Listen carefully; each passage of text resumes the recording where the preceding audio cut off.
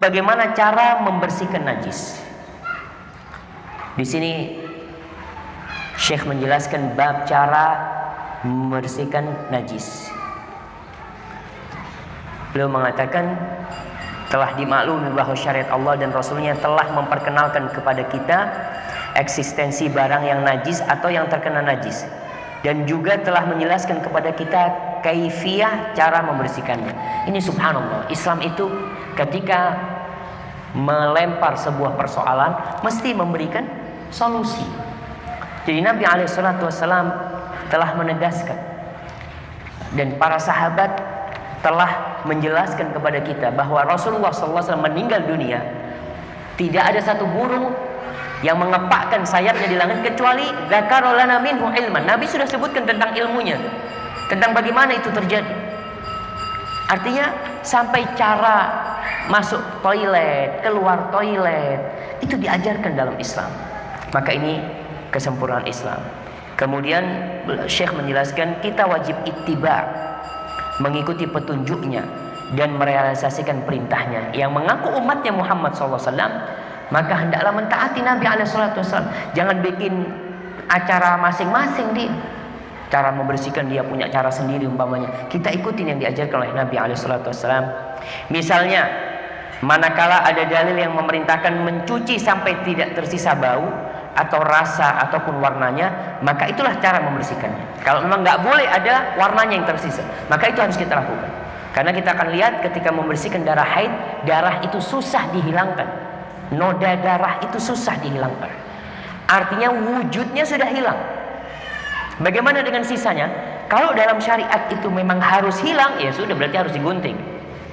Atau harus pakai pemutih sehingga hilang. Dan dulu umat-umat terdahulu mereka kalau kena najis pakaiannya, apa yang dilakukan? Digunting, ya, nggak bisa disucikan dengan air. Dan ini kemudian syariat Islam. Maka tugas kita hanya mengikuti. Apabila ada dalil yang menyuruh dituangkan atau disiram atau digosok dengan air atau digosokkan ke tanah ataupun sekedar dipakai berjalan di permukaan bumi, maka itulah cara mensucikannya. Kita akan lihat nih, menyucikan najis yang pernah kita sebutkan, bagaimana wanita yang bajunya panjang menyapu tanah kena najis, bagaimana membersihkannya. Mungkin kalau kita nggak punya ilmu, kita akan katakan ya harus dicuci lah, itu najis. Tapi ternyata Rasulullah SAW mengatakan nggak perlu dicuci. Bukankah perempuan nanti lewat ke tempat-tempat yang suci, tanah-tanah yang suci? Jadi tanah yang suci itu membersihkan yang najis. Bagaimana dengan sandal kita najis, ada kotoran, apa harus dicuci? Sekarang ada air pakai keran yang kita gosok, ternyata cukup digosokkan ke tanah. Dari mana kita mengetahui itu? Ya dari Nabi SAW. Kenapa kita disuruh belajar? Agar kita tidak salah kaprah dan tidak serta-merta menggunakan akal kita saja. Kemudian disebutkan, dan ketahuilah bahwa air merupakan pembersih aneka najis yang utama dan pertama. Air itu bisa membersihkan semuanya. Hal ini berdasarkan penjelasan Rasulullah SAW, di mana beliau bersabda, khalaqallahul ma' tahuran. Allah menciptakan air sebagai pembersih. Ingat, dalam bahasa Arab itu ada wazan fa'ul dan fu'ul. Fa'ul seperti tahur. Fa'ul itu, tahur itu artinya alat pembersih, alatnya. Kalau tuhur itu artinya bersuci. Sebagai contoh, sahur dan suhur. Sahur itu makanannya. Sahur itu makanannya. Sebagaimana tahur itu adalah airnya disebut tahur. Adapun suhur itu adalah bersaurnya. Itu disebut suhur. Adapun sahur itu makanannya. Oleh sebab itu tidak boleh berganti kepada pembersih lain selain air, kecuali apabila ada penjelasan dari Nabi SAW. Jika tidak ada dalilnya, maka tidak boleh. Karena beralih dari sesuatu yang sudah dimaklumi sebagai pembersih, air, kepada sesuatu yang tidak diketahui berfungsi sebagai pembersih, hal itu berarti menyimpang dari ketentuan syariat. Nah, ketentuan syariat artinya kita bikin-bikin sendiri. Islam nyuruh pakai air, Ustaz, anak kayaknya mau pakai Coca-Cola, Ustaz, bersihkannya. Mungkin kau ingin seperti itu. Jika kita sudah memahami apa yang diuraikan di atas, maka di atas maksudnya ditulis. Kadang-kala seorang ustaz berceramah, sebagaimana tadi saya jelaskan di atas, Akhirnya jamaahnya ngelihat, di atas di mana? Syekh menjelaskannya. Di atas itu karena tulisan. Tulisan kan ada di atas, tapi kalau ceramah nggak bisa kau mengatakan sebagaimana di atas tadi Anda jelaskan. Itu jamaah bisa ngelihat ke atas semua jamaah. Baik, sebagaimana dijelaskan tadi ya, kalau ketika menjelaskan itu, nah tugas kita hanya mengikutinya. Yang pertama sekarang membersihkan kulit bangkai dengan menyamaknya, selesai. Kulit bangkai membersihkan bukan hanya disiram dengan air, tapi disamak. Sama itu bukan hanya dikasih garam. Sama itu dikasih garam sama dikasih kalau dulu itu ada ramu-ramuan lah untuk menggosok, menghilangkan lemak-lemaknya itu sehingga tersisa kulit. Antum orang kalau ngulitin itu kan kadang-kala ikut dagingnya, ikut lemaknya, ikut gajihnya, sehingga perlu dibersihkan. Nah, maka membersihkan itu, menyamaknya, dia jadi suci. Ini kita bicara kulit bangkai. Kulit bangkai itu jadi suci dengan disamak. Tapi yang kedua, membersihkan bejana yang dijilat anjing. Kita udah tahu tuh, maklum kalau bejana dijilat anjing, kita membersihkan dengan disebutkan dalam hadis ini 7 kali. Yang pertama dengan tanah. Baik, menyucikan pakaian yang terkena darah haid ya, ini yang tadi kita bahas. Bagaimana menyucikan pakaian yang terkena darah haid, yang tadi dia kerik, dia gosok sama air, kemudian dia bilas, boleh dia sholat. Adapun bekas darahnya itu warna bukan warna darah ya, tapi noda, kelihatan tuh kalau baju putih itu kelihatan ada noda. Maka yang seperti itu tidak ada masalah. Kemudian yang keempat, membersihkan bagian bawah pakaian wanita. Artinya bagian bawah pakaian wanita ini ekornya wanita. Ingat ibu-ibu, ibu-ibu ini kadangkala kalau dalam walimah pernikahan udah mau azan belum? Nah, pakaian wanita itu boleh panjang.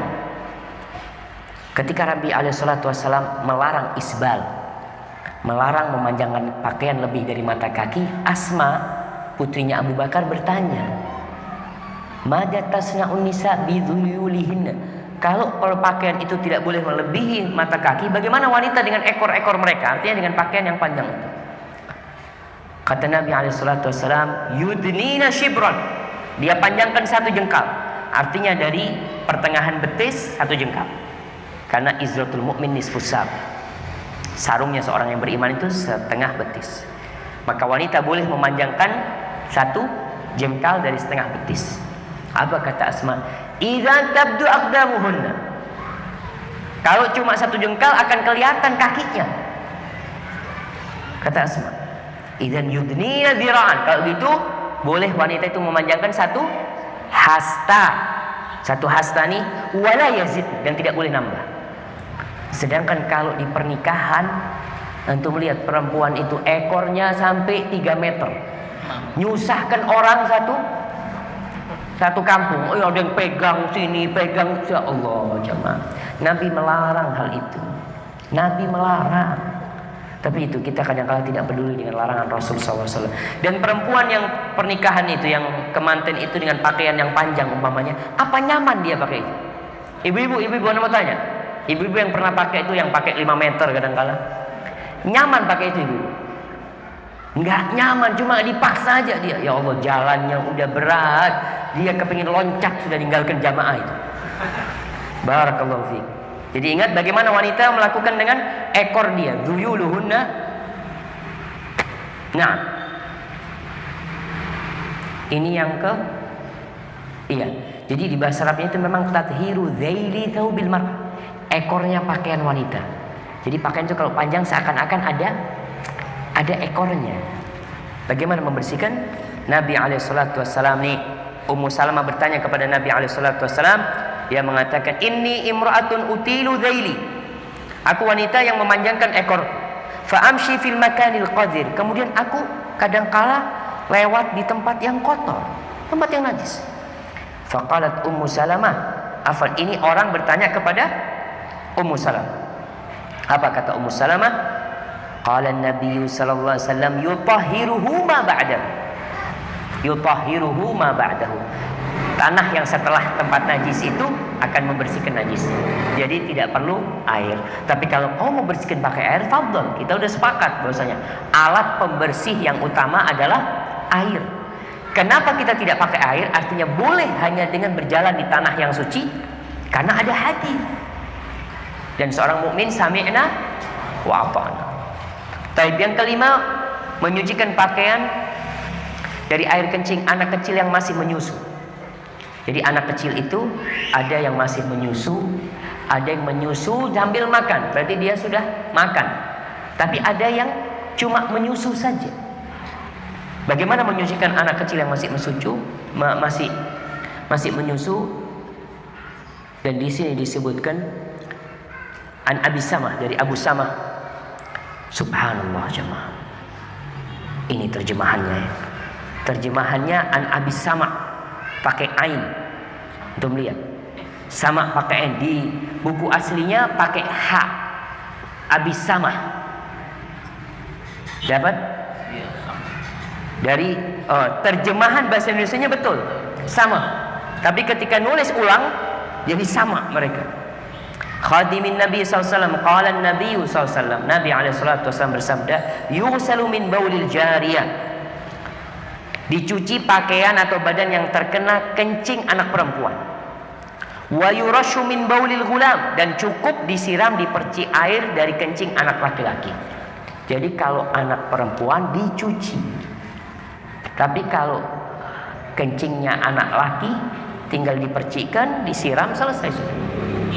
Itu bedanya dengan, ingat, ini bayi bukan bayi. Apa istilahnya?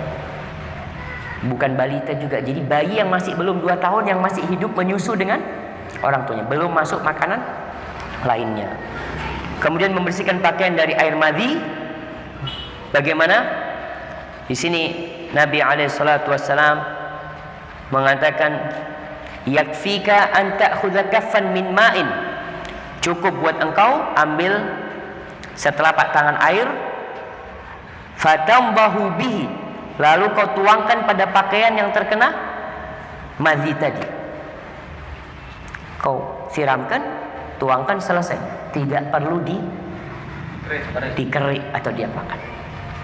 Itu untuk madhi. Yang ketujuh, membersihkan bagian bawah sandal. Ya udah dibahas tadi dengan menggosokkan sandal itu di tanah atau di pasir.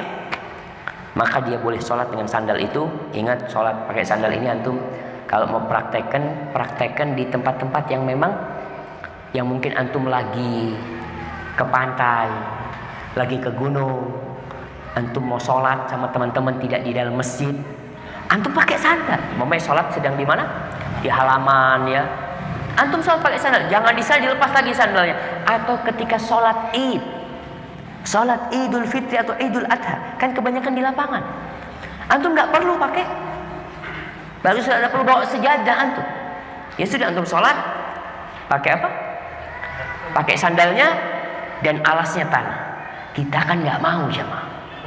Kita nggak terbiasa sholat harus pakai sejadah. Kalau alasnya pasir atau alasnya umpamanya kita kebetulan dapat di jalan, ya sudah bismillah, ketika tidak ada najis kau sholat di sana. Jadi pakai sandal, tapi ingat kalau mau sholat pakai sandal dilihat dulu bawah sandalnya ada najis atau tidak. Yang ke-8, menyucikan tanah atau lantai. Ya ini dengan disiram aja. Jadi kalau ada tanah yang kena najis, kita lihat ada binatang yang kencing, binatang najis kencing di sana umpamanya, atau kan kadang-kala ada tulisan yang kencing di sini binatang. Tapi subhanallah banyak banget binatang yang kencing di situ jemaah. Itu bagaimana menghilangkan najisnya? Ya dengan disiram aja. Dan agama ini mudah sebenarnya jemaah. Barakallahu.